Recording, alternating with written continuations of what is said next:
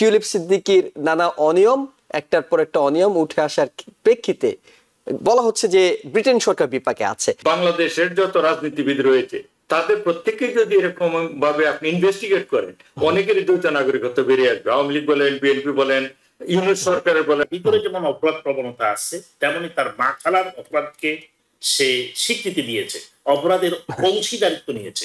এই নির্লস অথর্ব এরকম একটা লোক আমরা যদি মনে করি যে ব্রিটিশ এমপি হওয়ার যোগ্যতা রাখে, সে ব্রিটিশ রাজনীতির সাথে জড়িত, কিন্তু তার অতটুকু কমন সেন্স হয় নাই। ব্রিটিশ পলিটিক্স এত সহজ নয়। এই ব্রিটিশ পলিটিশিয়ানরা, যেটি ব্রিটেনের পত্রিকা এক্সপ্রেস বলছে, তারা কিয়ার স্টারমার সরকার টিউলিপ সিদ্দিকীকে নিয়ে বেশ বিপাকে আছে। শুধুমাত্র মন্ত্রিত্ব গিয়েই সেখানে ক্ষান্ত হচ্ছে না, বাংলাদেশ সরকারের নানা তৎপরতা, ব্রিটিশ সরকারের তৎপরতা, সবকিছু মিলে টিউলিপ সিদ্দিকীর নানা অনিয়ম, একটার পর একটা অনিয়ম উঠে আসার প্রেক্ষিতে বলা হচ্ছে যে ব্রিটেন সরকার বিপাকে আছে। আসলে কি বিপাকে আছে, নাকি এটি আসলে বাংলাদেশ মনে করছে বিপাকে আছে, মিডিয়া, কোন মিডিয়া মনে করছে বিপাকে আছে? না, দেখুন, ধন্যবাদ। এটা হচ্ছে কি, এইখানে যে সংবাদটা, সেটা কিন্তু ব্রিটিশ নিউজ পেপারের যে ইয়েতে কাটিং এ দেখাচ্ছে যে কিয়ার স্টারমার কিছুটা এম্বারেসড অথবা একটু সমস্যায় রয়েছে। এখন আমরা কাটিংটা দেখাতে পারি। জি, 3 নম্বর ছবিটা আমরা একটু চালালে আমরা অনেকটু পরিষ্কার হবে যে তাদের পত্রিকা তারা এই কথাটাই বলছে। জি জি, এটা একটু বড় করে দেখাই। সেই কথাটা আমি বললাম, তাই না, যে নিউ নাইটমেয়ার ফর, তাই না, তার স্টারমার, তা নিউ নাইটমেয়ার তো দুঃস্বপ্নই। তাহলে এটা যেটা হচ্ছে, দুঃস্বপ্নটা আমার দৃষ্টিতে এই কারণে যে একজন মানে মন্ত্রী এই দেশের, তিনি স্টেটমেন্ট দিয়ে অস্বীকার করেছেন যে তার অন্য কোনো দেশের নাগরিকত্ব রয়েছে। তো এরকম মিথ্যাচার করার কারণে, আর ওই দেশের আইনটা আমার অতটা জানা নেই, ব্রিটিশ আইন, যে একজন দ্বৈত নাগরিক হয়েও সেই দেশের মন্ত্রিত্ব করতে পারেন কিনা, এটা কিন্তু অন্য প্রশ্ন।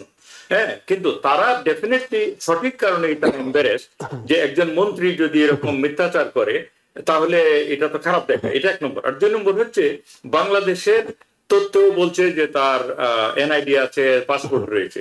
আমার মতে এইটা কিন্তু এক অর্থে বাংলাদেশের যত রাজনীতিবিদ রয়েছে তাদের প্রত্যেককেই যদি এরকম ভাবে আপনি ইনভেস্টিগেট করেন, অনেকেরই দ্বৈত নাগরিকত্ব বেরিয়ে আসবে। আওয়ামী লীগ বলেন, বিএনপি বলেন, ইউনিট সরকারের বলেন, অনেকেরই। সুতরাং এটা হচ্ছে একটা প্যান্ডোরাস বক্স খোলা হবে। কিন্তু এটা কথা না, কথাটা হচ্ছে এটা তিনি মিথ্যাচার করছেন কিনা। যেমন বাংলাদেশের দ্বৈত নাগরিকত্ব থাকলে আপনি মন্ত্রী হতে পারেন, এমপি হতে পারেন। সুতরাং টিউলিপ সিদ্দিকীর ক্ষেত্রে আমার কাছে যেটা ভুল মনে হচ্ছে, তার দ্বৈত নাগরিকত্ব থাকলে ব্রিটিশ আইনটা কি বলে তার প্রেক্ষিতে তাকে সঠিক কথাটা বলা উচিত ছিল, যে আমার আসলে বাংলাদেশি কি বলে পাসপোর্ট আছে, এনআইডি আছে। এটা যদি বার হয়ে থাকে ব্রিটিশ মানে ব্রিটেনে হওয়ার জন্য, মন্ত্রী বা এমপি হওয়ার জন্য, তাহলে তার এই জিনিসটা খোলাসা করে আগে বলা উচিত ছিল এবং মন্ত্রিত্ব গ্রহণ করা উচিত হয়নি। এখানে মিথ্যাচার করে থাকলে ডেফিনেটলি এটা একটা এম্বারেসমেন্ট আমি মনে করি। জি, করিম চৌধুরী, আপনার কাছে একটু জানি যে কেন আসলে টিউলিপ সিদ্দিককে মিথ্যাচার করতে হলো, এবং 2017 সালের দিকে তিনি একবার যখনই একজন আইনজীবীকে বন্দী করে রাখার বিষয়ে তাকে প্রশ্ন করা হয়েছিল, তিনি খুব রিয়েক্ট করে বলছিলেন, তুমি জানো আমি কে? আমি একজন ব্রিটিশ এমপি, আমি বাংলাদেশি না, আমাকে কেন এই প্রশ্ন করছো? তিনি বেশ জোরালো কণ্ঠে সেটি বলেছিলেন।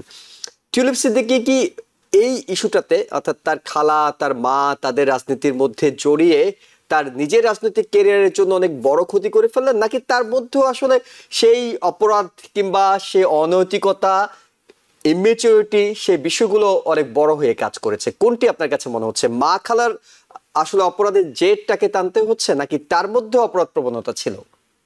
দুটোই। তার ভিতরে যেমন অপরাধ প্রবণতা আছে, তেমনি তার মা খালার অপরাধকে সে স্বীকৃতি দিয়েছে, অপরাধের অংশীদারিত্ব নিয়েছে, অংশীদার হয়েছে মা খালার অপরাধের। দেখুন, আমরা যখন এদেশের সিটিজেন, তখন আমরা যখন আমাদের কতগুলো প্রশ্নপত্রের জবাব দিতে হয়, সরকারি চাকরি বাকরি, এমনকি স্কুলে যান, সেখানে আপনি ইউনিভার্সিটিতে ভর্তি হতে যান, রেগুলার স্কুলে ভর্তি হতে যান, আপনাকে কোনো কিছু ডিসিভ করা ঠিক না, মিসলিডিং ইনফরমেশন, ফলস অথবা ডিসিভ করা, সত্য গোপন রাখা কোনো অবস্থায় ঠিক না। আপনি উদাহরণ দিয়েছেন সাংবাদিকদের, যখন সাংবাদিকরা চেষ্টা করতেছিল, খুব ধমকের সুরে তিনি বলেছিলেন, do you know I am a British MP, I am not a Bangladesh. খুব প্রাউডলি বলেছে, এই নির্লস অথর্ব এরকম একটা লোক আমরা যদি মনে করি যে ব্রিটিশ এমপি হওয়ার যোগ্যতা রাখে, সে ব্রিটিশ রাজনীতির সাথে জড়িত, কিন্তু তার অতটুকু কমন সেন্স হয় নাই আমার সম্ভবত, আমার ধারণা এটা তার পারিবারিক শিক্ষা থেকেই সে এই জাতীয় জিনিসটা পেয়েছে এবং তার পরিবারের, তার রক্তের মাঝেই অপরাধ প্রবণতা জড়িত। নিউ ইয়র্ক থেকে সম্প্রচারিত TVN 24 টেলিভিশন বিশ্বজুড়ে বাঙালির কণ্ঠস্বর।